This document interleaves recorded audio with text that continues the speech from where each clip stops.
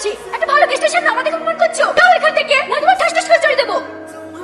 সেটা তোমার থেকে বয়স বড় একটা মানুষের সাথে কিভাবে কথা বলতে হয় সেটা তোমার জানা নেই? টনি তোমার সাথে আমাকে হাত দিল, তুমি কিছু বলবো না? ও তো ঠিকই করেছে, কার সাথে কিভাবে কথা বলতে হয় সেই নলেজটুকু নাই তোমার।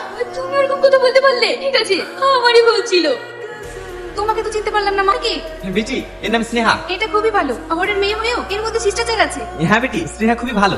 আপনারা থাকুন, আসছি। স্নেহা, তোমার সাথে আমার কিছু পার্সোনাল কথা আছে। কি কথা? তুমি আমার সাথে এসো, আমি সব বলছি। বলো, কি বলবে? আমি বন্ধুদের সাথে তর্ক করেছিলাম যে তোমাকে আমার পায়ের নিচে নিয়ে আসবো, কিন্তু আমি তোমার সাথে থাকতে থাকতে মনের অজান্তে কখন যে তোমাকে এত ভালোবাসে ফেলেছি আমি নিজেও জানি না। কিভাবে তুমি হাসছো যে? হাসবো না? তোমার ভালোবাসা আজ আমাকে, কালকে আমার থেকে সুন্দর কাউকে দেখলে তাকে। না না স্নেহা, তুমি ভুল ভাবছো, আমি তোমাকে সত্যি সত্যি অনেক ভালোবাসি। ভালোবাসো? বিয়ে করবে আমায়? হ্যাঁ, তোমাকে বিয়ে করবো। আজ বিয়ে করে কাল যে আমাকে ছেড়ে দেবে না তার কি গ্যারান্টি আছে? আমি কি করলে তুমি বিশ্বাস করবে বলো? তুমি যা বলবে আমি তাই করবো। তুমি পারবে তোমার সব শৈশব করতে আমার নামে লিখে দিতে? চুপ করে আছো কেন? জানতাম পারবে না, কেন? আসছি। দাঁড়াও স্নেহা,